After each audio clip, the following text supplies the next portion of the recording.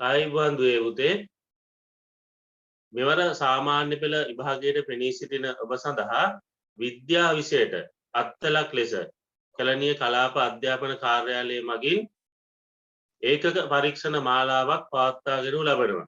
මේ ඒකක පරීක්ෂණ මාලාවේ තුන්වන ඒකක පරීක්ෂණය සාකච්ඡා කරන්න තමයි අද දවසේ අපි සූදානම් වෙන්නේ. මීට කලින් අපි ඒකක පරීක්ෂණ දෙකක් ලබා දීලා තියෙනවා. ඔබ ඉතා සාර්ථක ලෙස මේ ඒකක පරීක්ෂණ දෙකටම පිළිතුරු ලබා දීලා අපි ඒවා සාකච්ඡා කළා. තුන්වෙනි ඒකක පරීක්ෂණයේ විදිහට ඔයගොල්ලන්ට අපි ලබා දුන්නේ 10 ශ්‍රේණියේ තුන්වෙනි ඒකකය පදාර්ථයේ ව්‍යුහය.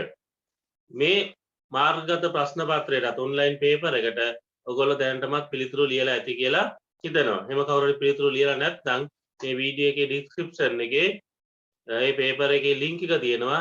ඒ තුලින් ගිහිල්ලා ඔබට ඒකට පිළිතුරු සපයන්න පුළුවන්කම තියෙනවා. අදයි බලාපොරොත්තු වෙන්නේ මේ ප්‍රශ්න පත්‍රය සාකච්ඡා කරන්න. ඒකක පරීක්ෂණයේ 10 ශ්‍රේණිය තුන්වෙනි ඒකකය පදාර්ථයේ ව්‍යුහය. මේ පුතේ මේ පාඩමේදී අපි මේ මූලද්‍රව්‍ය පිළිබඳව තමයි බොහෝ දුරට හදාරන්නේ.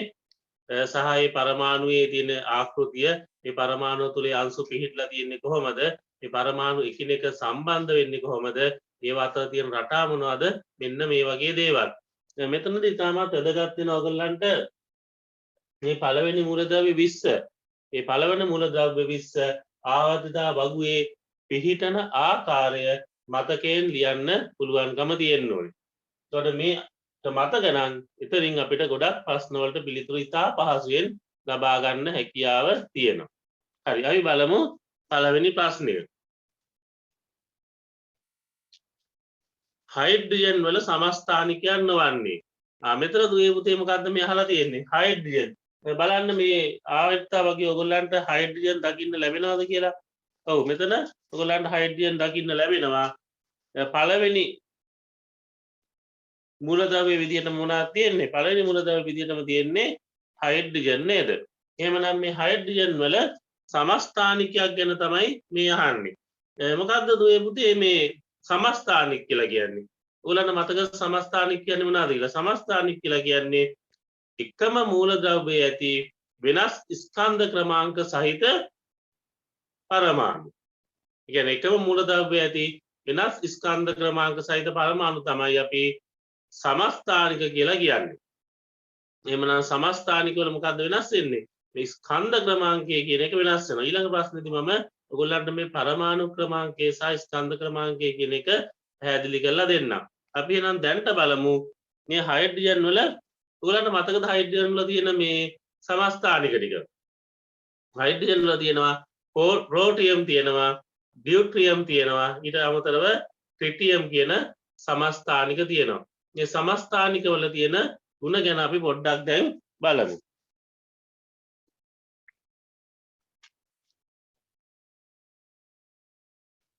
අපි මේ විදිහට පොඩ්ඩක් ලකුණු කරගත්තොත් එහෙම අපි මෙතන ලියමු මේ සමස්ථානිකය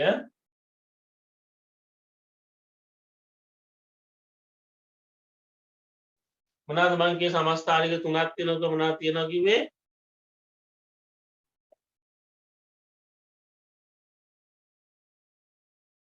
ප්‍රෝටියම් තියෙනවා, ඊට පස්ව තියෙනවා මොකද්ද? ඩියුට්‍රියම් තියෙනවා,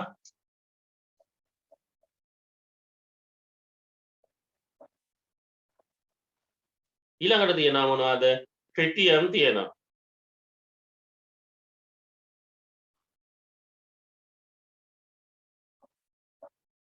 ඔන්න ආකාරයට සමස්ථානික තුනක් තියෙනවා. මොනවද තියෙන්නේ? ප්‍රෝටියම්, ඩියුට්‍රියම්, ට්‍රිටියම් කියලා සමස්ථානික තුනක් තියෙනවා. මේකයි පරමාණුක ආකෘතිය ඇන්දොත් එහෙම අපිට මෙන්න මේ විදිහට අඳින්න පුළුවන්.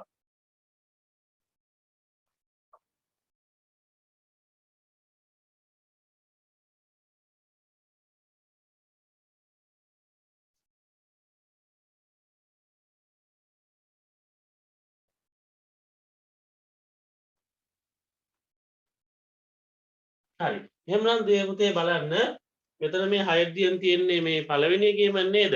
එහෙමනම් මේකේ ප්‍රෝටෝන සංඛ්‍යාව මේ ආවර්තතාව වගුව ප්‍රධාන වශයෙන් පරමාණු ක්‍රමාංකය මත පදනම්ම තමයි නිර්මාණය කරලා තියෙන්නේ. එහෙමනම් මේකේ ප්‍රෝටෝන එකයි තියෙන්නේ.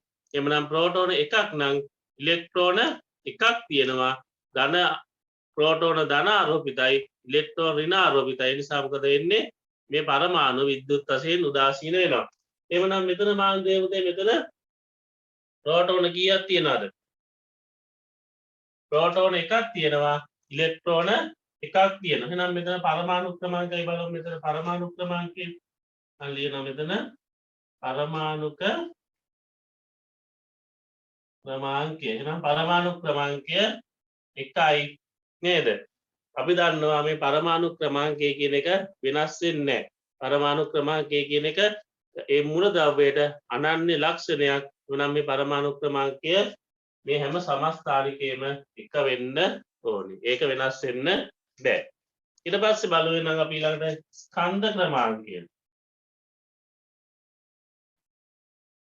ස්කන්ධ ක්‍රමාංකය කියලා කිව්වේ මොකක්ද ස්කන්ධ ක්‍රමාංකය කිව්වේ මේ මූලද්‍රව්‍යයේ තියෙන ප්‍රෝටෝන සහ නියුට්‍රෝන සංඛ්‍යාව එකතුව ප්‍රෝටෝන නම් ධන ආරෝපිතයි නියුට්‍රෝන නම් ආරෝපණයක් රහිතයි උදාසීනයි නේද එමනම් බාන්දුවේ පුතේ මෙතන ප්‍රෝටෝන තියෙන්නේ කීයද ප්‍රෝටෝන තියෙන්නේ 1යි එහෙමනම් එතන ස්කන්ධ ක්‍රමාංකය 1යි මෙතන ප්‍රෝටෝනයක් සහ නියුට්‍රෝනයක් තියෙනවා ස්කන්ධ ක්‍රමාංකය කියලා කිව්වේ මොකද්ද ප්‍රෝටෝන සංඛ්‍යාවේ සහ නියුට්‍රෝන සංඛ්‍යාව එකතු වෙන 1යි මෙතන ස්කන්ධ ක්‍රමාංකය 2යි මෙතන බලන්න එක ප්‍රෝටෝනයක් සහ නියුට්‍රෝන දෙකක් තියෙනවා එහෙනම් ස්කන්ධ ක්‍රමාංකය කියනවා ප්‍රෝටෝන සංඛ්‍යාවේ සහ නියුට්‍රෝන සංඛ්‍යාව එකතුව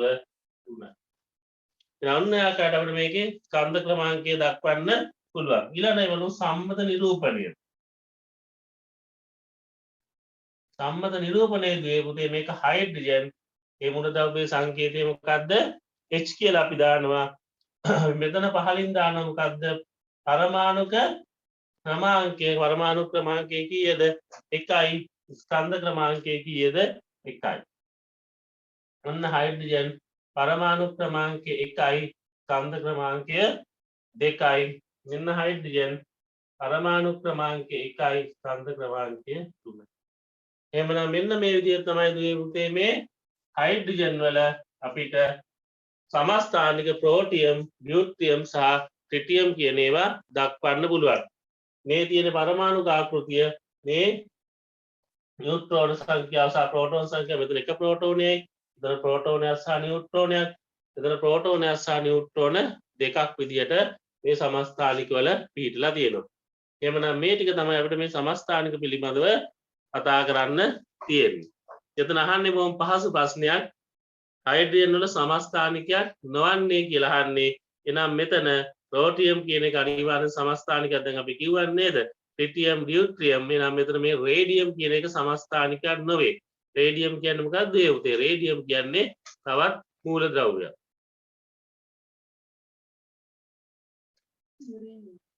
බලන්න මෙතන තියෙන යුරේනියම් නේ තියෙනවා. යුරේනියම් කියලා තියෙන්නේ මේ යුරේනියම් කියන්නේ තවත් මූලද්‍රව්‍යයක්. එහෙමනම් ඒ යුරේනියම් කියන එක තමයි මෙතනදී පිළිතුර විදියට එන්න ඕන. අනිත් තුනම සමස්ථානික. එතකොට ඊළඟ පිළිතුර තමයි සමස්ථානික නොවන පිළිතුර වෙන්න ඕනේ. මෙතන තියෙන යුරේනියම් තියෙන්නේ. එහෙමනම් යුරේනියම් කියන එක මොකක්ද? මූලද්‍රව්‍යයක්. එහෙමනම් ඒක තමයි සමස්ථානිකයක් නොවන්නේ.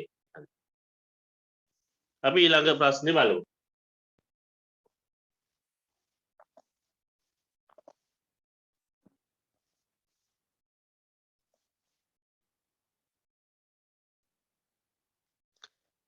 බලන්න තියෙනවා මෙතන ඇලුමිනියම් Al ඇලුමිනියම් වල සංකේතය මොකක්ද පුතේ කැපිටල් A සිම්පල් L හරි ඔන්න ඒ විදිහට තමයි අපිට සංකේතය දක්වන්න පුළුවන් හරි ඊට පස්සේ තියෙනවා මෙතන 13 තියෙනවා 27 තියෙනවා හරි එතකොට මෙතන අහන්නේ න්‍යෂ්ටිය තුල අන්තර්ගත වන නියුට්‍රෝන සංඛ්‍යාව කොපමණද කියලා අපි දන්නවා දුවේ පුතේ මේ පරමාණුවක් ගත්තාම න්‍යෂ්ටිය තියෙනවා ඒ න්‍යෂ්ටිය වටා තියෙන විවිධ ශක්ති මට්ටම් වල ඉලෙක්ට්‍රෝන චලනය වෙමින් තියෙනවා.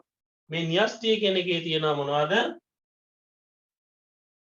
ප්‍රෝටෝන සහ නියුට්‍රෝන කියන පරමාණුක අංශු. ඉලෙක්ට්‍රෝන මේ න්‍යෂ්ටිය වටා වේගයෙන් මේ කවචවල භ්‍රමණය වෙමින් පවතිනවා. එතකොට දුවේ පුතේ මේ සම්මත නිරූපණයේදී අපි පහලින් දක්වන්නේ මොකද්ද? මේ තියෙන්නේ මොකද්ද? පරමාණුක ක්‍රමාංකය. පරමාණු ක්‍රමාංකය කියලා කියන්නේ න්‍යෂ්ටියේ පවතින ප්‍රෝටෝන සංඛ්‍යාව. මේ උදාසීන පරමාණුක ප්‍රෝටෝන සංඛ්‍යාව සහ ඉලෙක්ට්‍රෝන සංඛ්‍යාව සමාන වෙනවා. ඇයි? ප්‍රෝටෝන ධනාරෝපිතයි ඉලෙක්ට්‍රෝන ඍණාරෝපිතයි. මේ ආරෝපණ ධන සහ ඍණ ආරෝපණ උදාසීන වෙලා තමයි මේ පරමාණු අපි විද්‍යුත් වශයෙන් උදාසීනයි කියලා කියන්නේ. ඒතකොට මෙතන උඩින් දක්වන්නේ මොකද්ද? ස්කන්ධ ක්‍රමාංකය. ස්කන්ධ ක්‍රමාංකය කියලා කියන්නේ පුතේ මේ න්‍යෂ්ටියේ තියෙන ප්‍රෝටෝන සංඛ්‍යාවේ සහ නියුට්‍රෝන සංඛ්‍යාවේ එකතුව. අපි මෙතනදී කිව්වා ප්‍රෝටෝන සංඛ්‍යාව වෙනස් වෙන්න බෑ. ප්‍රෝටෝන සංඛ්‍යාව ඒ මූලද්‍රව්‍ය සඳහා අනන්‍ය ලක්ෂණයක් නියතයි. එහෙනම් නියුට්‍රෝන සංඛ්‍යාව තමයි වෙනස් වෙන්නේ. නියුට්‍රෝන උදාසීනනේ. නියුට්‍රෝන වෙනස් වුණා කියලා මේ පරමාණුවේ විද්‍යුතේ ආරෝපණයට වෙනසක් ඇති වෙන්නේ නැහැ. එහෙනම් මෙතන තියෙන්න ඕනේ පරමාණු ක්‍රමාංක ඉහළින් තියෙන්න ඕනේ ස්කන්ධ ක්‍රමාංකය. එහෙනම් මෙතන අපිට ගන්න පුළුවන් ප්‍රෝටෝන සංඛ්‍යාව කීයද? ප්‍රෝටෝන සංඛ්‍යාව 13යි. නැයි ඉලෙක්ට්‍රෝන සංඛ්‍යාව 13ක් වෙනවා. ඊළඟට මේ 27 කියලා කියන්නේ ප්‍රෝටෝන සංඛ්‍යාවේ සහ නියුට්‍රෝන සංඛ්‍යාවේ එකතුව. එහෙනම් මේ 27න් 13 අඩු කළොත් එහෙම අපිට ලැබෙනවා මොකද්ද? නියුට්‍රෝන සංඛ්‍යාව. එහෙනම් කීයද එන්නේ? නියුට්‍රෝන 14. අපි මොකක්ද අහලා තියෙන්නේ? න්‍යෂ්ටිය තුල අන්තර්ගත වන නියුට්‍රෝන සංඛ්‍යාව කොපමණද කියලා අහලා තියෙන්නේ. නම් පිළිතුර කීයද එන්නේ? මේකට පිළිතුර එන්නේ 14. ප්‍රෝටෝන සංඛ්‍යාව නම් 13යි. ඉලෙක්ට්‍රෝන සංඛ්‍යාව නම් 13යි නේද? හරි. ඊළඟ බානුද්දේ උත ඊළඟට අහලා තියෙනවා මේ පරමාණුවේ තියෙන ශක්ති මට්ටම් පිළිබඳව තමයි ඊළඟට අහලා තියෙන්නේ. පරමාණුවක ඇති ශක්ති මට්ටම් ALMN වේ. එම ශක්ති මට්ටම් වල පැවතිය හැකි උපරිම ඉලෙක්ට්‍රෝන සංඛ්‍යාව වන්නේ. හරි අපි බලමු.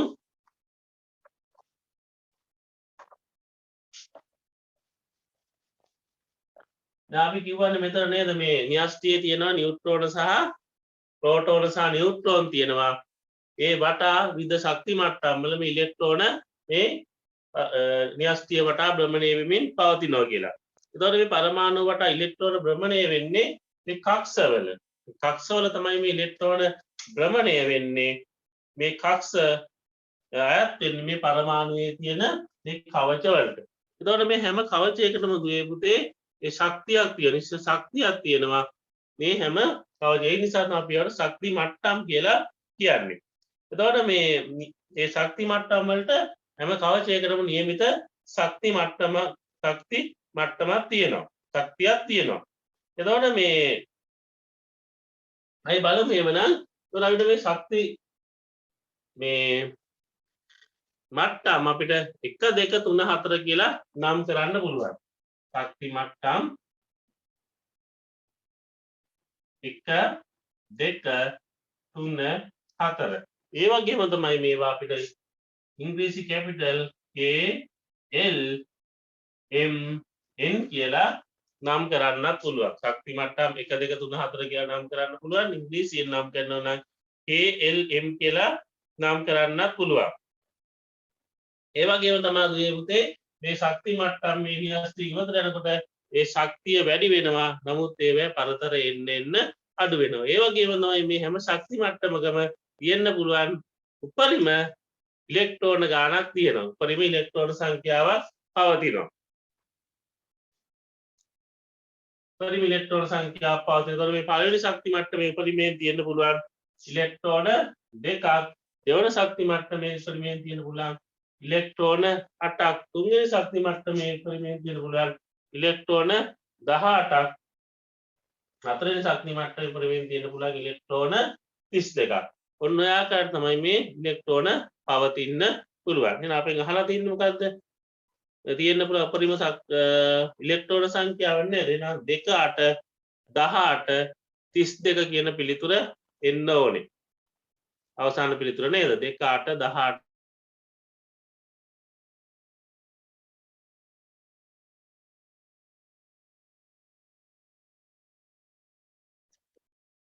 හරි නේද? එහෙනම් අපි තුන්වෙනි ප්‍රශ්නයත් එනම් කතා කරලා ඉතා පහසු ප්‍රශ්නයක්.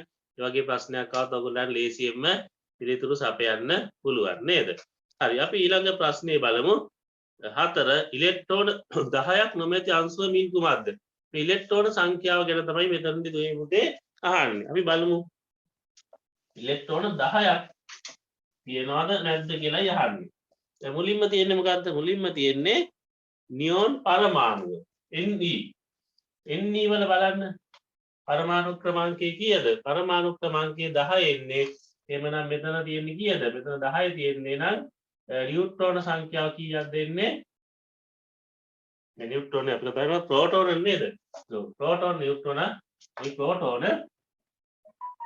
ප්‍රෝටෝන සංඛ්‍යාව මේකේ 10යි. මේ පරමාණුවක් විද්‍යුත් වශයෙන් උදාසීනයි කියලා කිව්වනේ. විද්‍යුත් වශයෙන් උදාසීන නම් එන්න නම් මේ ප්‍රෝටෝන සංඛ්‍යාවට ඉලෙක්ට්‍රෝන සංඛ්‍යාව සමාන වෙන්න ඕනේ. ඉලෙක්ට්‍රෝන 10යි. එහෙනම් ගැටලුවක් නැහැ. ඉලෙක්ට්‍රෝන 10ක් තියෙනවා නේද? ඉලෙක්ට්‍රෝන 10ක් තියෙන නොමැති අංශු එන ඉලෙක්ට්‍රෝන 10ක් තියෙනවා. ඊළඟ තියෙනවා ෆ්ලෝරින් ඍණ පරමාණු.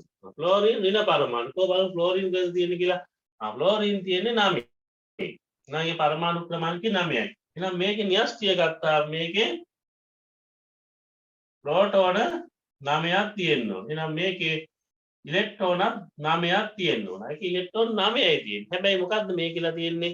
ඍණ කියලා තියෙනවා. ඍණ කියලා කියන්නේ මොකද්ද මේ පුතේ? මේ ඉලෙක්ට්‍රෝන ඍණාරෝපිතයිනේ. එවනම් මේක ධනාරෝපිතයි. ධන 9 ඍණ 9 කියන්නේ විද්‍යුත් වශයෙන් උදාසීන ඍණ එකක් වැඩි වෙලා මේකේ. මේ ඍණ එකක් වැඩිනේ. එවනම් ඍණ එකක් වැඩි වෙනවා මොකද වෙන්න ඕනේ? ඉලෙක්ට්‍රෝනයක් එයා ලබාගෙන තියෙනවා ඉලෙක්ට්‍රෝන 10ක් තියෙනවා. ඒ නිසා තමයි ඍණාරෝපණ ප්‍රමාණය වැඩි උනේ. දැන් ඍණාරෝපණ 10යි ධනාරෝපණ 9යි නම් ඍණාරෝපණයක් වැඩි. එහෙනම් ඉලෙක්ට්‍රෝනයක් ලබා ගැනීමෙන් මොකක්ද හැදෙන්නේ? ඍණ ආයනයක් තමයි සෑදෙන්නේ. අපි ඒක කතා කරලා තියෙනව නේද? එහෙනම් මෙතනක් තියෙනවා කීයක්ද? ඉලෙක්ට්‍රෝන 10ක්. එහෙනම් ඒකත් හරි. ඊළඟට බලමු. ඊළඟ මොකක්ද තියෙන්නේ කියලා? ඊළඟ තියෙන්නේ සෝඩියම් ධන ආයනය. සෝඩියම් ධන එක ආයනය. බලන්න සෝඩියම් තියෙන්නේ 11යි නේද? එහෙනම් මෙතන ප්‍රෝටෝන 11ක් තියෙනවා. ඉලෙක්ට්‍රෝනත් 11ක් තියෙනවා. ඉලෙක්ට්‍රෝන 11ක් තිබුණොත් මේක විද්‍යුත් වශයෙන් උදාසීන වෙනවා. හැබැයි දැන් ධන තියෙන්නේ. එහෙනම් ප්‍රෝටෝන සංඛ්‍යාව වැඩි. ප්‍රෝටෝන සංඛ්‍යාව වැඩි නේද? එහෙනම් ධන වෙලා තියෙන්නේ. එහෙනම් මොකද වෙලා තියෙන්නේ? ඉලෙක්ට්‍රෝනයක් ඉවත් වෙලා ගිහිල්ලා තියෙනවා. ඉලෙක්ට්‍රෝනයක් ඉවත් වෙලා ගියා නිසා මොකද වෙන්නේ? ඍණාරෝපණ ප්‍රමාණය 10 වෙලා තියෙනවා. ඉලෙක්ට්‍රෝන 10යි. ඒ නිසා ධනාරෝපණයක් වැඩි. ධන ආයනයක් සෑදිලා තියෙනවා. එහෙනම් මෙතනත් ඉලෙක්ට්‍රෝන කීයක් තියෙන්නේ? මේකෙත් ඉලෙක්ට්‍රෝන තියෙනවා කීයක්ද? 10ක්. එහෙනම් අනිත් එක නිකම්ම උත්තරේ වෙන්නත් ඕනේ නේද? එහෙමනම් බලන්න දෙයක්වත් නැහැ. අපි බලමු නයිට්‍රජන් N ඍණ 4 පරමාණු. ඒකේ බලමු මොකද වෙලා තියෙන්නේ කියලා. ඒකේ 10ක් තියෙන්න බෑ නේද? එහෙනම් මේ උත්තරේ වෙන්න ඕනේ අනිත් තුනම 10 තියෙනවා නේද? තමන් එකක් බලමු ගන්න නේද 7යි. මේකේ ප්‍රෝටෝන සංඛ්‍යාව 7යි ධන 7යි. එහෙනම් මෙතන ඉලෙක්ට්‍රෝන ඍණ 7ක් තිබුණා නම් මේක විද්‍යුත් වශයෙන් උදාසීන වෙනවා. හැබැයි දැන් මොකද වෙලා තියෙන්නේ? ඍණ ආරෝපණ 4ක් වැඩි වෙලා. ඍණ ආරෝපණ 4ක් වැඩි වෙලා කියන්නේ නේද? මේ 4 ඍණ 4නේ. එහෙනම් මෙයා ඉලෙක්ට්‍රෝන 4ක් අරන් තියෙනවා. 4ක් ගත්තාම මෙතන ඍණ 11යි. ඉලෙක්ට්‍රෝන 11ක් එනවා. එහෙනම් මෙතන තියෙන ඉලෙක්ට්‍රෝන කීයක්ද? 11ක්. එහෙනම් එතන ඉලෙක්ට්‍රෝන 10ක් නේ. එහෙනම් අපිට පිළිතුරු විදියට මොකක්ද ගන්න තියෙන්නේ? පිළිතුරු විදියට අපිට ගන්න තියෙන්නේ බලන්න දුවේ පුතේ n ඍණ 4 කියන ඒ අයනය තමයි පිළිතුරු විදියට ගන්න තියෙන්නේ. දැන් බලන්න දුවේ පුතේ මේක හදද්දී ඔයගොල්ලන්ට මේ ආවර්තතාවුවක් ගොඩක් වැදගත් වුණා නේද? ආවර්තතාවුක මතක තිබුණා නම් ඔය විදියට ලස්සනට කිසිම ගැටලුවක් නැතුව පිළිතුර අපිට හදා ගන්න පුළුවන්කම තියෙනවා. ඉතින් මේ වගේ ප්‍රශ්නයක් ආවම කොහොම මේ කලබල වෙන්නේ නැතුව හිමින් සැරේ ඔන්නේ විදියට ඇඳලා විදහාසේ පිළිතුර ගන්න ACM ඕගොල්ලන්ට නිවැරදි පිළිතුරට එන්න පුළුවන්. ඊට පස්සේ තියෙනවා Al2SO4 රිවයිස් කියන එකේ සූත්‍රයට අනුව A ඇලුමිනියම්හි සංයතාව. මෙතන බලන්න මේ සූත්‍රය දක්වලා තියෙනවා.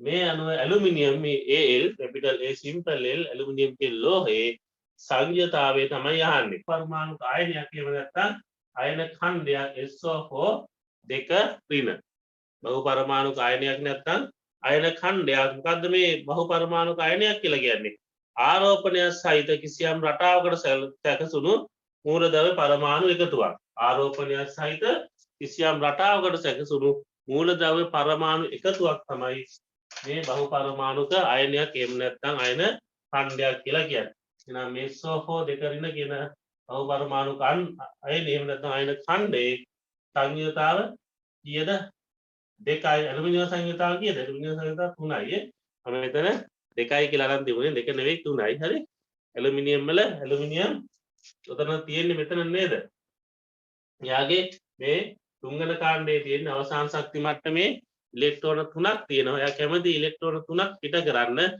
පිට කරලා ස්ථායි ඒ වින්‍යාසය ලබා ගන්න නිසා 3 ධන අයනයක් තමයි එයා හදන්නේ ඇලුමිනියම් Al 3 ධන එහෙනම් ඇලුමිනියම් වල සංයුතාවය ඉන්න ඕනේ කීයද එක නෙවෙයි 3 හරි හරි එහෙනම් ඊට පස්සේ මේ දෙක අපි සංයුතා මාරු කළා තමයි මේ සංයෝගයේ සූත්‍රය ලියන්නේ එහෙනම් කොහොමදයි මේක ලියන්නේ මේ දෙක මෙතන දෙනවා Al2 SO4 රිවයිස් කියලා තමයි අපි මේක ලියන්නේ එහෙනම් මෙතන ඇලුමිනියම් වල සංයුතාවය කීයද තියෙන්නේ ඇලුමිනියම් වල සංයුතාවය 3යි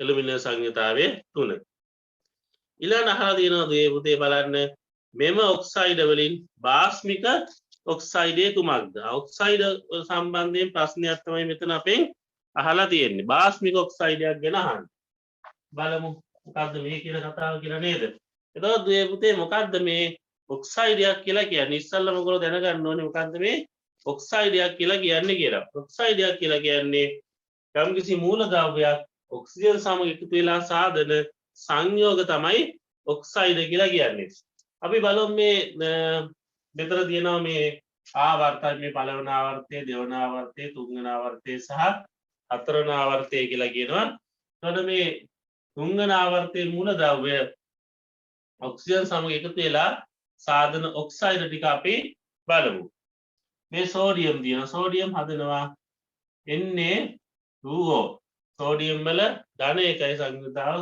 ඔක්සිජන් වල ඍණ දෙකයි දෙක මාරුලා N2O කියලා හැදෙනවා Mg නම් එන මැග්නීසියම් නම් මැග්නීසියම් වල ධන දෙකයි ඔක්සිජන් වල ඍණ දෙකයි නේද සංයුතාවේ දෙකයි මැග්නීසියම් ඔක්සයිඩ් සාදනවා මේ විදිහට ඇලුමිනියම් වල මොකක්ද හදන්නේ Al2O3 කියන ඒ ඔක්සයිඩ් සාදනවා ඊට පස්සේ තියෙනවා සිලිකන් SiO2 කියලා හදනවා P ෆොස්ෆරස් වල P2O5 කියලා හදනවා ඊට පස්සේ මොනවද තියෙන්නේ සල්ෆර් මොකක්ද හදන්නේ SO3 කියලා ඔක්සයිඩයක් සාදනවා ඊට පස්සේ තියෙනවා ක්ලෝරින් Cl2O7 කියලා ඔක්සයිඩයක් සාදනවා හරි හරි ඔය විදිහට තමයි මෙතනදී ඔක්සයිඩ සාදන්නේ හරි මේ විදිහට සාදන එතකොට මේ බලමු අපි ළඟට Na2O MgO මේ විදිහට මේ මූලද්‍රව්‍ය ඔක්සිජන් සමග එකතු වෙලා ඔක්සයිඩ සාදලා තියෙනවා එහෙනම් අපි මේ කතා කරේ මොකද්ද මේ දෙවන ආවර්ත තුන්වන ආවර්තය නේද මේ කතා කරලා තියෙන්නේ මේ තුන්වන ආවර්තයේ මේ මූලද්‍රව්‍ය ඔක්සිජන් සමග එකතු වෙලා සාදන ඔක්සයිඩ පිළිබඳව හරිද ඒ පුතේ එතකොට එහෙනම් මේ ඔක්සයිඩ් ටික තියෙනවා දැන් මොකද්ද වෙන්න ඕනේ දැන් මේ වයේ ආම්ලික සහ බාස්මික බව ගැන තමයි අපිට කතා කරන්න තියෙන්නේ එතකොට මේ ඔක්සයිඩ් වල පුතේ මේ ආවර්තයන් අපි කතා කරේ තුන්වන ආවර්තයේ තියෙනවනේ මේ ආවර්තය දිගේ මේ වමේ සිට දකුණට යන විට මේ වමේ සිට දකුණට යන විට මේ ඔක්සයිඩ වල ආම්ලික ගුණ වලට මොකද වෙන්නේ මේ ඔක්සයිඩ වල ආම්ලික ගුණ වැඩි වෙනවා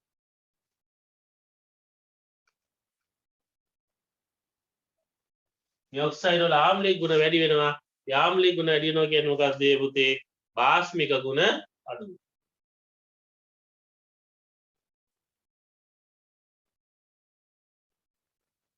බාස්මික ගුණ අඩු වෙනවා එතකොට මේ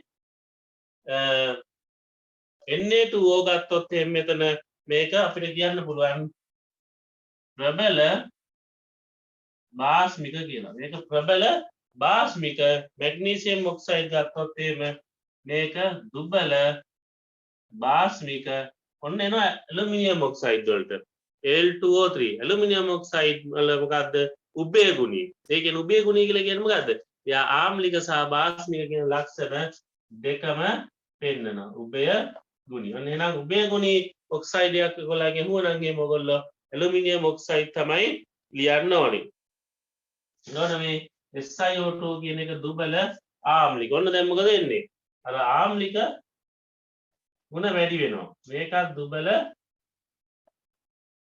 ආම්ලික SO3 එහෙම නැත්නම් මෙතන සල්ෆර් ඩයොක්සයිඩ් දෙන්නත් පුළුවන් SO2 දෙන්නත් පුළුවන් ප්‍රබල ආම්ලික මේ ක්ලෝරින් ලිහන ඔක්සයිඩ් එක ප්‍රබල ආම්ලික එමනම් බලන්න මේ ප්‍රබල භාස්මික ඉඳලා නේද ඒ භාස්මික භාවය අඩු වුණා ඒ වගේම ආම්ලිකතාවය එන්න වැඩි වුණා ආවර්තයක් දිගේ වමේශ දකුණට යන විට ඔක්සයිඩ් වල ආම්ලික ගුණ වැඩි වෙනවා භාස්මික ගුණ අඩු වෙනවා එහෙනම් මේක දුවේ පුතේ හොඳට ඔයගොල්ලෝ මතක තියාගන්න ඕන ඔයගොල්ලෝගේ විභාගෙදී ගොඩක් වැදගත් වෙන්න පුළුවන් තැනක් තමයි මේ ප්‍රශ්නෙන් මොකක්ද අහන්නේ භාස්මික ඔක්සයිඩ් එක කුමක්ද කියලා අහන්නේ මොකද්ද භාස්මික ඔක්සයිඩ් එක වෙන්නේ එහෙනම් SO2 එහෙම නැත්නම් SO3 තියෙන හැදෙන්න පුළුවන් මෙතන ඒක නම් ප්‍රබල ආම්ලික පැත්තේ ඉන්නේ නේද එහෙනම් එයා භාස්මික කෙනෙක් නෙවෙයි CO2 තියෙනවා CO2 නේද එයාත් ආම්ලික පැත්තට බරව ඉන්නේ අත් භාස්මික වෙන්න බෑ අපි දන්නවා කාබන් ඩයොක්සයිඩ් කොහමද ඒ ආම්ලික ඔක්සයිඩ් එක NO2 කියන එක නම් මේ කාබන් වලටත් තවත් දකුණු පැත්තට වෙන්නේ ඉන්නේ අත් අනිවාර්යයෙන්ම ආම්ලික ඔක්සයිඩ් එකක් තමයි හදන්නේ බලන්න K2O කියන කෙනා කොහෙද ඉන්නා මේ නේද මේ පළවෙනි කාණ්ඩයේමයි ඉන්නේ එහෙනම් ඒ අනිවාර්යයෙන්ම මොකද්ද භාස්මික ඔක්සයිඩ් එකක් තමයි හදන්නේ එමුනම් දැන් මම හිතන ඔයගලන්ට ඒක ගොඩක් පැහැදිලි ඇති කියලා ගොඩක් තාමත් වැදගත් තරම් හොඳට බලා ගන්න දුවේ මුතේ විභාගෙදී ඔයගලන්ට ප්‍රශ්න අහන්න පුළුවන් දැනක් තමයි අපි මේ කතා කරන්නේ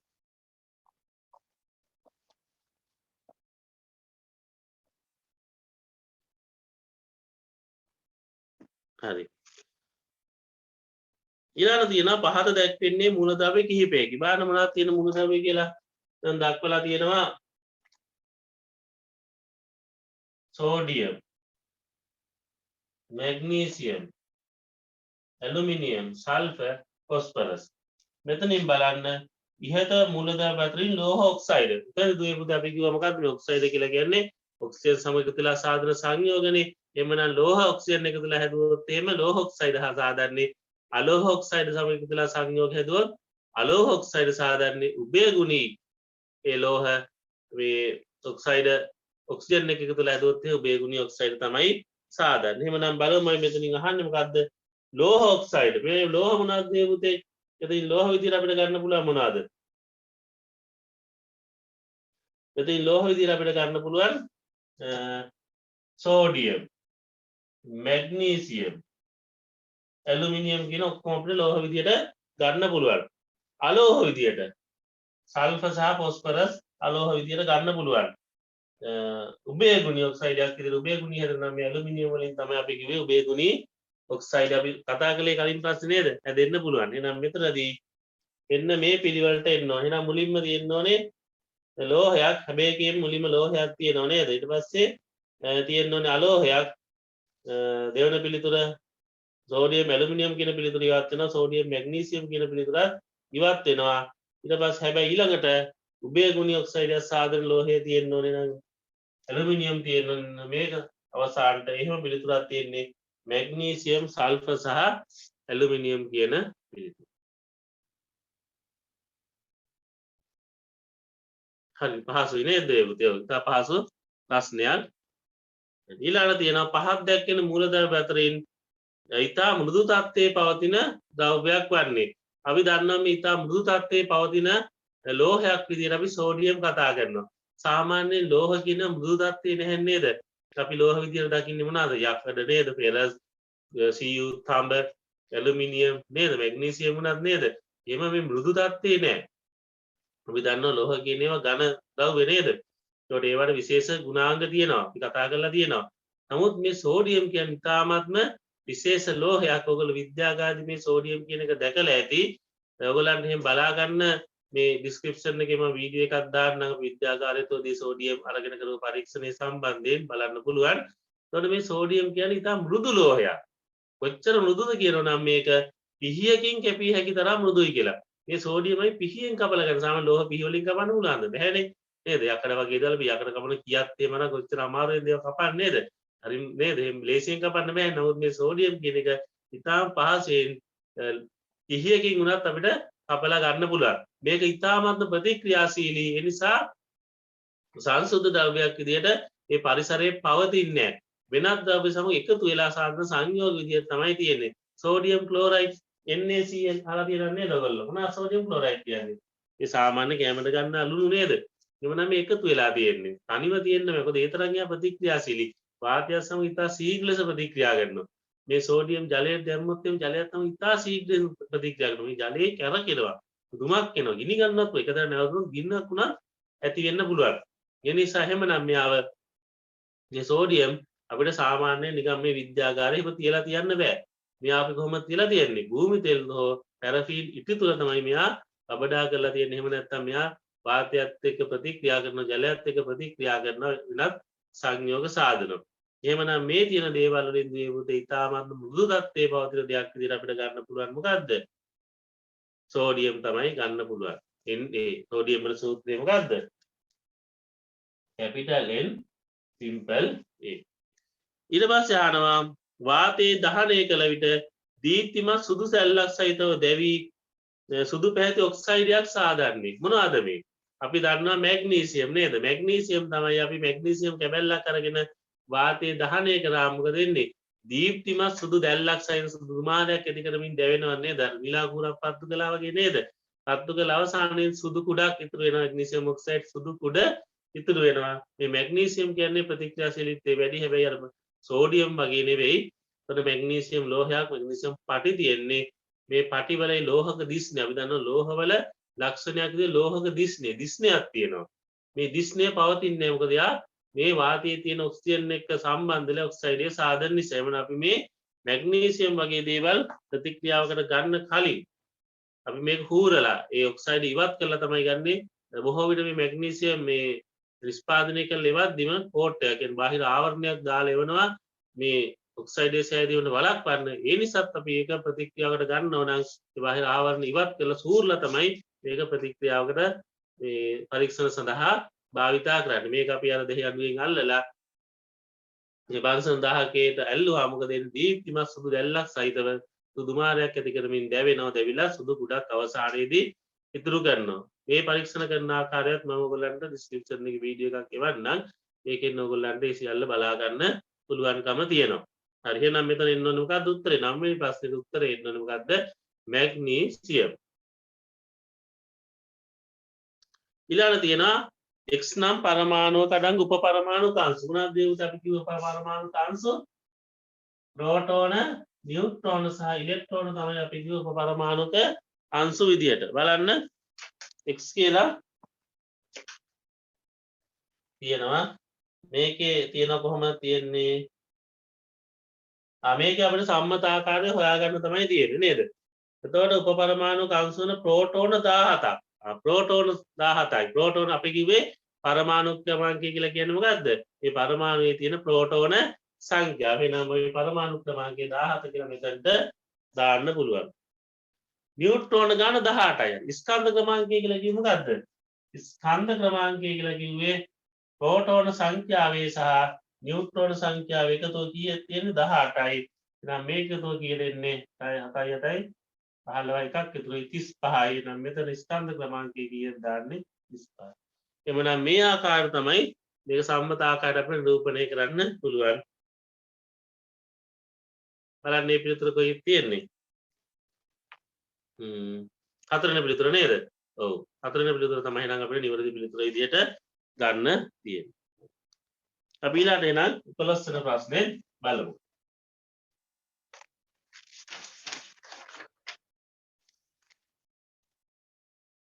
රබර් වල්කනයිස් කිරීම සඳහා යොදාගන්නේ.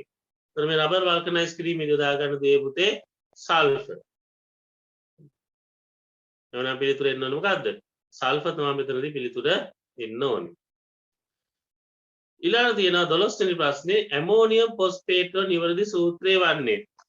මෙතන තියෙන්නේ බහු පරමාණුක අයන එහෙම නැත්නම් අයන කණ්ඩ දෙකක් ඇමෝනියම් NH4 ධන සහ ඇමෝනියම් ෆොස්ෆේට් PO4 තුන ඍණ අයනය කියන එක. එහෙනම් මේක සංයුතාවය 1යි මේක සංයුතාවය 3යි. මේ සංයුතාව මාරුලා සමයි සම්බන්ධ වෙන්න ඕනේ නේද?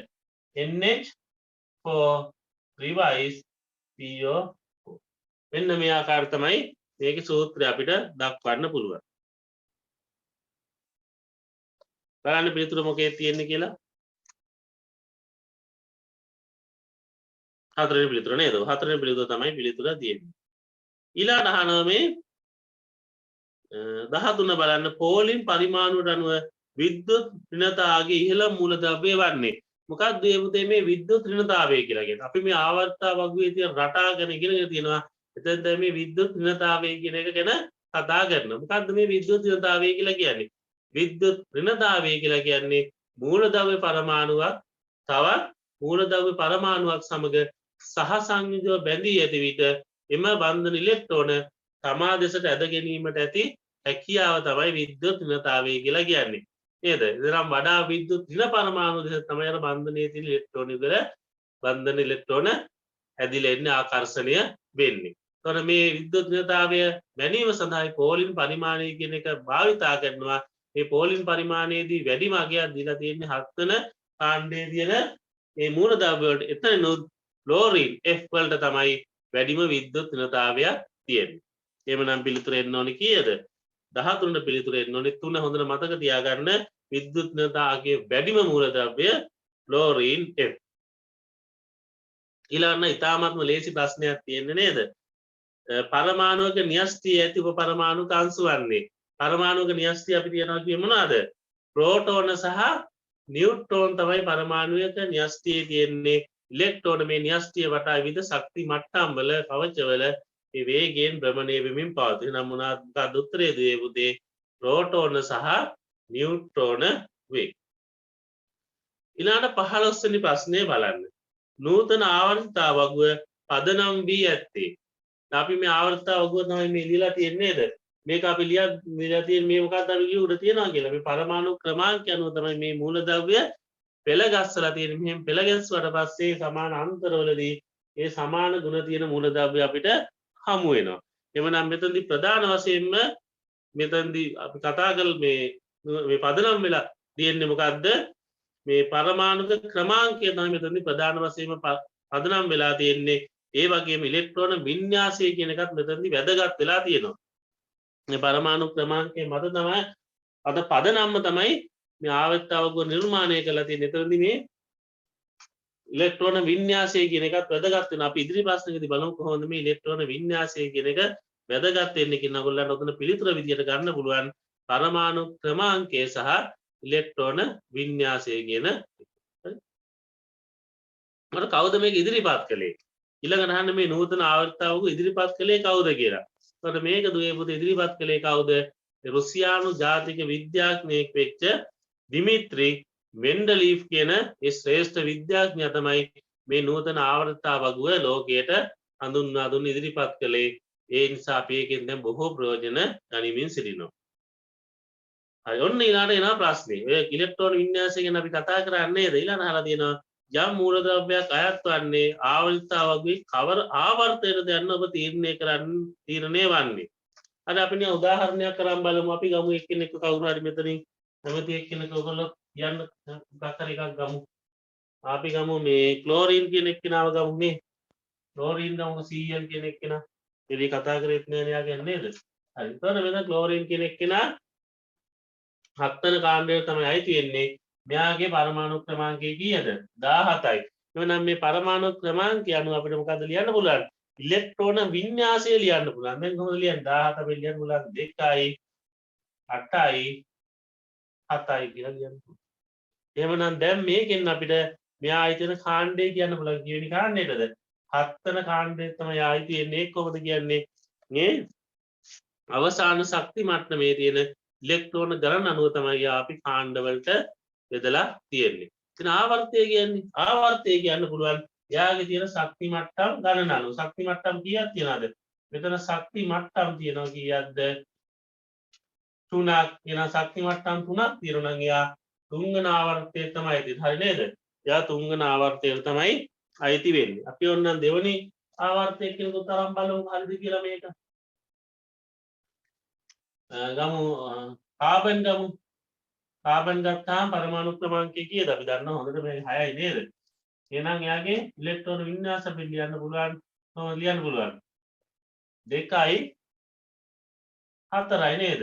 එහෙනම් 4 නම් එයා 4 වෙන ආවර්තයේ කාණ්ඩය තමයි තියෙන අවසාන ශක්ති මට්ටමේ ඉලෙක්ට්‍රෝන 4යි තියෙන 4 වෙන කාණ්ඩයටයි තියෙන වන්න එයාගේ ශක්ති මට්ටම් කීයද?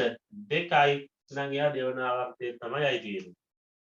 අපි ඔන්නම් තව එක්කෙනෙක් කරන් බලමු මේක හොඳට පුරුදෙන් දීපු දෙයකයි මම මේ උදාහරණ කීපයක්ම ගත්තේ මේ වගේ ප්‍රශ්න ඔයගලන්ට විභාගෙදී අනිවාර්යයෙන්ම යොමු වෙනවා. පොටෑසියම් අරන් බලමු K 19යි නේද? එhmenan කොහොමද මේක ඉලෙක්ට්‍රෝන වින්‍යාස ලියන්නේ? 2යි 8යි 8යි 1යි. අවසාන ශක්ති මට්ටමේ ඉලෙක්ට්‍රෝන කීයද? 1යි. එහෙනම් එයා පළවෙනි කාණ්ඩයට තමයි අයිති වෙන්නේ. ශක්ති මට්ටම් කීයක් තියෙනවා? ශක්ති මට්ටම් තියෙනවා 4ක්. එහෙමනම් එයා ශක්ති මට්ටම් 4 නිසා 4 වෙනි ආවර්තයට අයිති වෙන හරියටම හරි 4 වෙනි ආවර්තයේ තමයි ඉන්නේ නේද? මොකක්ද අපෙන් අහලා තියෙන්නේ? යම් මූලද්‍රව්‍යයක් අයත් වන්නේ ආවර්තතා වගුවේ කවර ආවර්තයටද යන්න තීරණය වන්නේ මොකක්ද? එම මූලද්‍රව්‍ය ඉලෙක්ට්‍රෝන ව්‍යාප්ත වී පවතින කවච සංඛ්‍යාව මතය. ඊළඟ ලේසි ප්‍රශ්නයක් තියෙන්නේ අපිට. මොකද අපි මේක පළවෙනි මේ ප්‍රශ්නෙදිම සාකච්ඡා කරපු එකක් නේද? මොකද්ද අපි සාකච්ඡා කරේ? සමස්ථානික කියන කතා කරේ නේද? හයිඩ්‍රජන් වල සමස්ථානික කියන සමස්ථානික කියන එක මූලද්‍රව්‍ය මොනවාද? ස්කන්ධ ක්‍රමාංකයේ වෙනස් පරමාණු. අපි කතා කරේ නේද සම්මතාකාර හයිඩ්‍රජන් කොහොමද ලියන්නේ කියලා. දැන් මොනවා සමස්ථානික කියලා කියන්නේ? එක මූලද්‍රව්‍යයේ ස්කන්ධ ක්‍රමාංකයේ වෙනස් පරමාණු වේ කියන එක තමයි පිළිතුර ගන්න තියෙන්නේ. හරි. 19 නේද? අපි 18 නේ කතා කරන්නේ. 19 යම් මූලද්‍රව්‍යයක් අයත් වන්නේ ආවර්තතා වගේ කවර කාණ්ඩයටද යන තියෙන්නේ. අපි ඒක කිව්ව දැන් ආපහු අපිට කියන්න දෙයක් නැහැ නේද? මෙතනත් තියෙන මේ උදාහරණේ තාම තියෙන අපි බලමුකෝ නේද? එතකොට මෙතන කියනවා බලන්න මේ ප්‍රත්‍ය පොටෑසියම්. එතකොට ඒක අපි ලියුවා 2 8 8 1 කියලා. අපි ගොම මේ කාණ්ඩ 1 කියලා. කොහොමද කිව්වේ?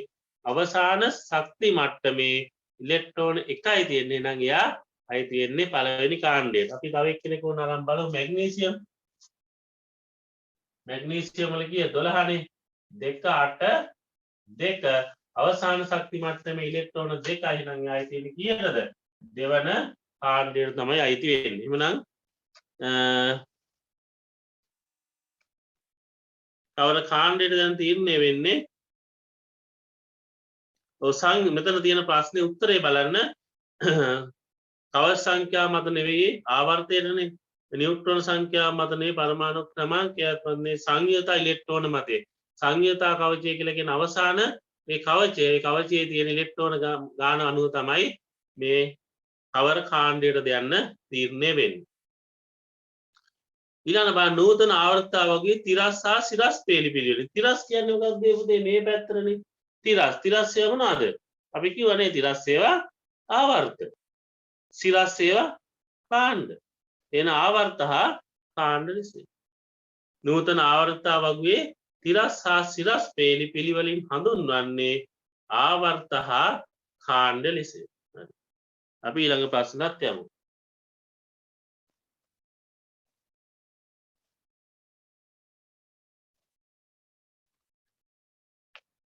පරමාණු ක්‍රමාංකයේ 20ක් වෙන මූලද්‍රව්‍ය ආයතන කාණ්ඩය වෙන්නේ.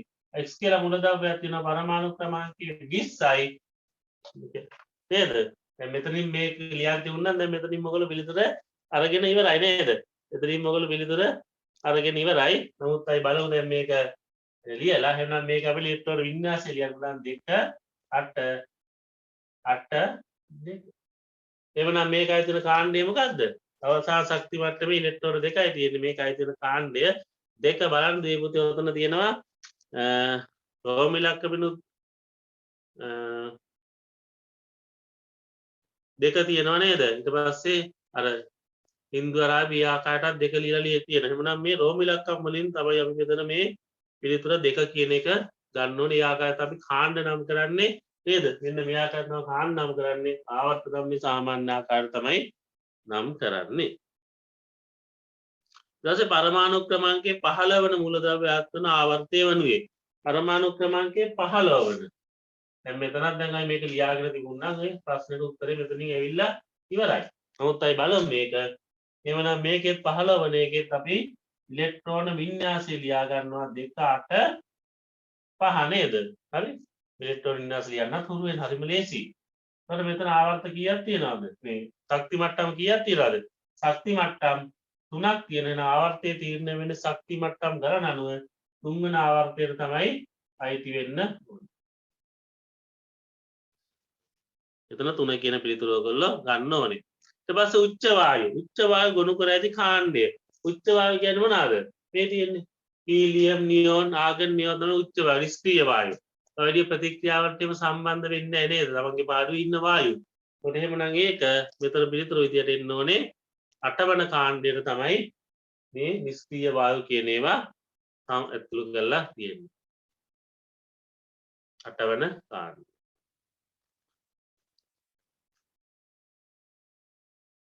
ඊළඟ දෙනවා අඩුම ප්‍රථම අයනීකරණ ශක්තියක් ඇති මූලද්‍රව්‍ය ගොනු කර ඇති කාණ්ඩය වනුයේ. එතන අහලා තියෙනවා මේ අයනීකරණ ශක්තිය පිළිබඳව. මොකක්ද මේ පුතේ මේ අයනීකරණ ශක්තිය කියලා කියන්නේ? ඔයගොල්ලෝ දන්නවා මේ අයනීකරණ ශක්තිය නේද? පළමු අයනීකරණ ශක්තිය ගැන තමයි මෙතන අහලා තියෙන්නේ. දැන් අපි ආවර්තාවක් වේ තියෙන රටා ගැන කතා කරද්දී මේ අයනීකරණ ශක්තිය ගැන කතා කරනවා නේද? මොකද්ද මේ අයනීකරණ ශක්තිය කියලා කියන්නේ? අයනීකරණ ශක්තිය කියලා කියන්නේ මේ පුතේ වායුමය අවස්ථාවේ ඇති නේද? අපි දැන් කතා කරලා තියෙනව නේද?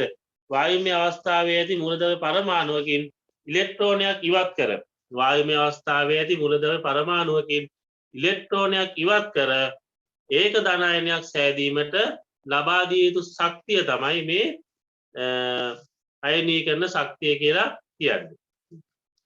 එතකොට මේ මෙතනදී මේ අයනීකරණ ශක්තිය ගැන අපි කතා කරනකොට ඉලෙක්ට්‍රෝනයක් ඉවත් කිරීම ගැන තමයි කතා කරන්නේ.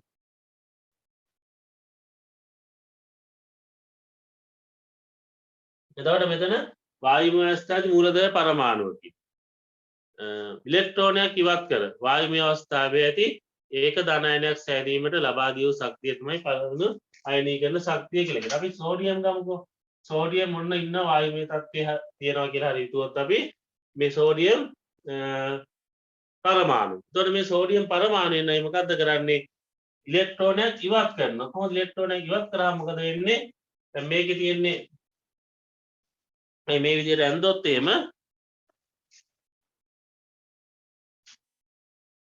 පරමාණුවේ තියෙන ප්‍රෝටෝන 11ක් නේද? මෙතන ඉලෙක්ට්‍රෝන 11ක් තියෙනවා. ධන 11යි ඍණ 11යි.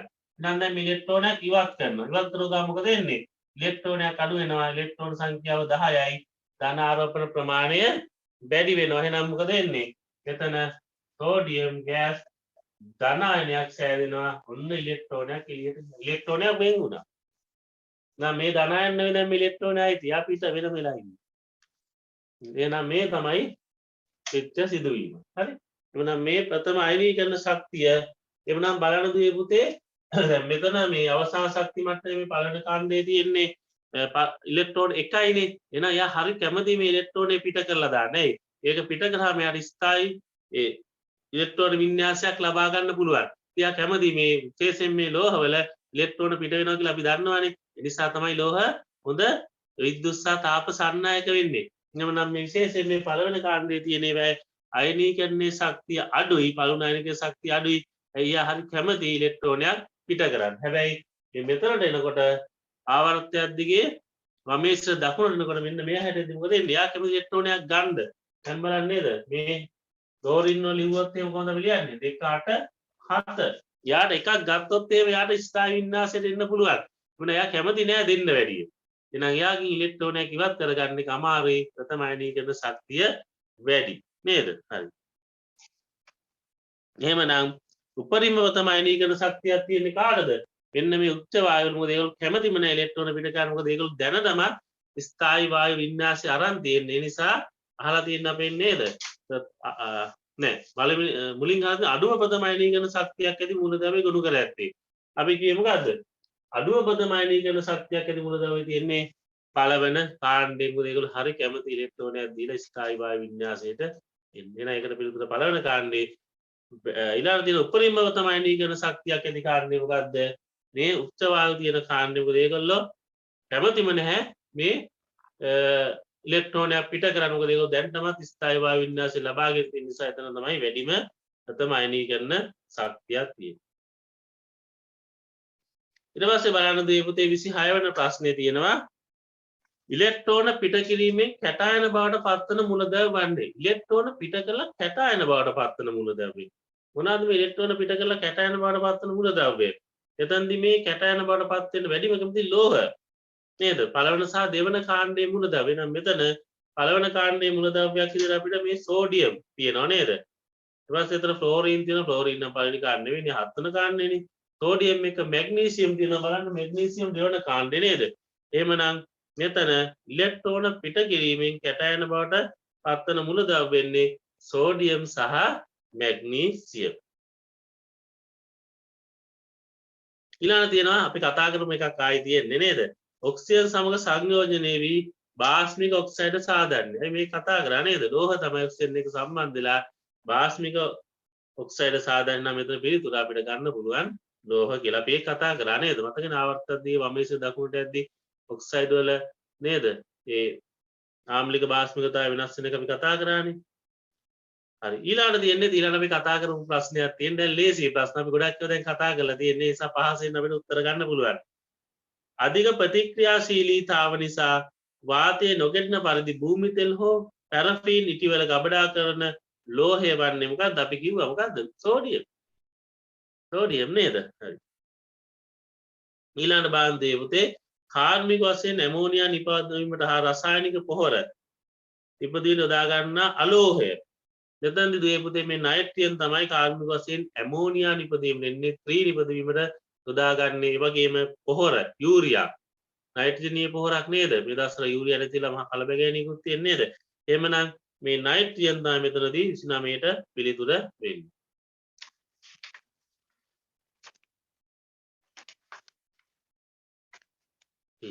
තිහ බලන්න දුවේ පුතේ නිල් දැල්ලක් සහිතව වාතයේ දැවි ඔක්සයිඩේ සාධන ස්පටික අස්පටික ස්වරූපයේ පවතින මූලද්‍රව්‍ය වෙන්නේ.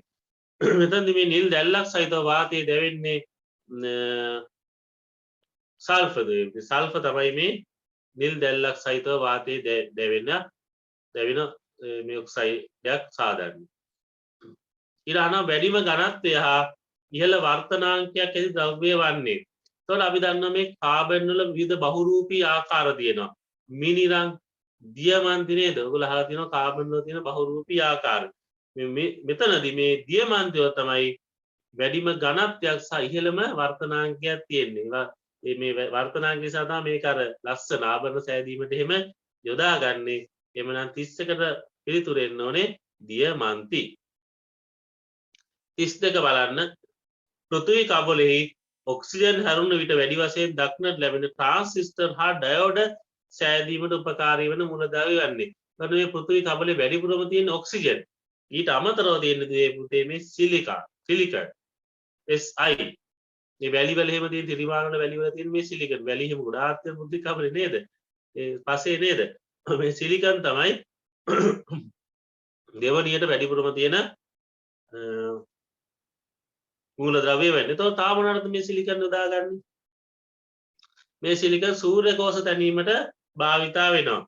ඒ වගේම පරිගණක උපාංග සෑදීමේත් මේ සිලිකන් කියන එක භාවිතා වෙනවා. ඒ වගේම තමයි ට්‍රාන්සිස්ටර් සහ ඩයෝඩ් සෑදීමේදී භාවිතා වෙනවා. හරි ඊළඟ තියෙන්නේ අපි ඔන්න ගොඩක් කතා කරපු එකක් නේද? ආවර්ත වගුවේ වමේශ දකුණට යන විට මූලද්‍රව්‍ය සාධන ඔක්සයිඩ් වල මොකද වෙන්නේ?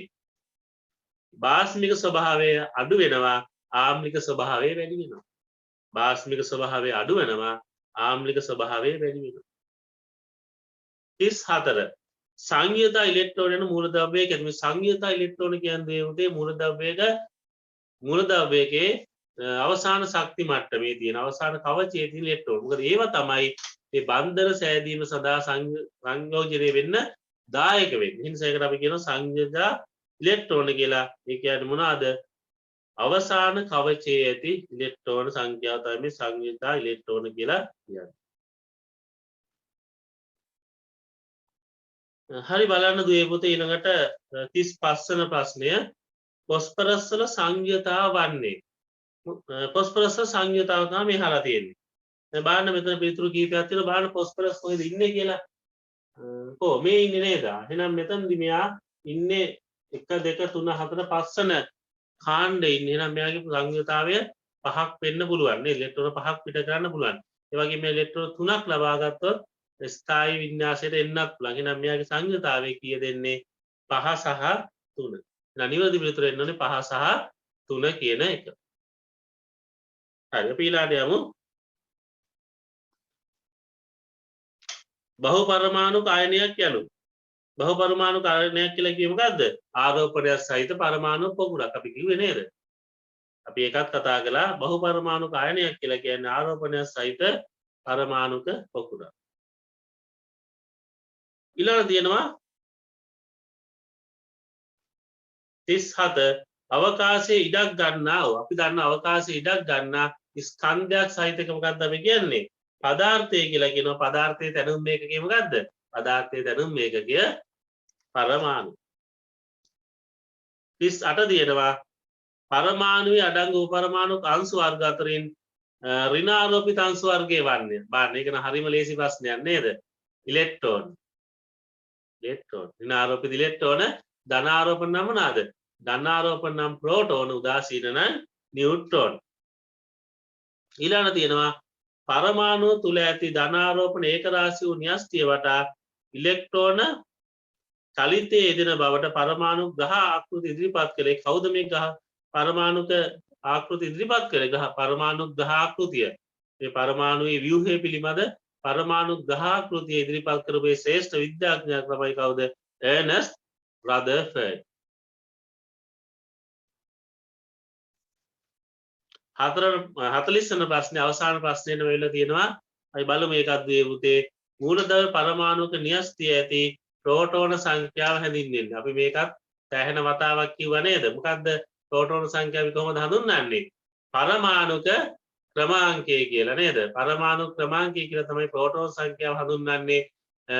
ස්කන්ධ ක්‍රමාංකය කියලා කිව්වේ ස්කන්ධ ක්‍රමාංකය කිව්වේ පරමාණු ප්‍රෝටෝන සංඛ්‍යාව සහ නියුට්‍රෝන සංඛ්‍යාව.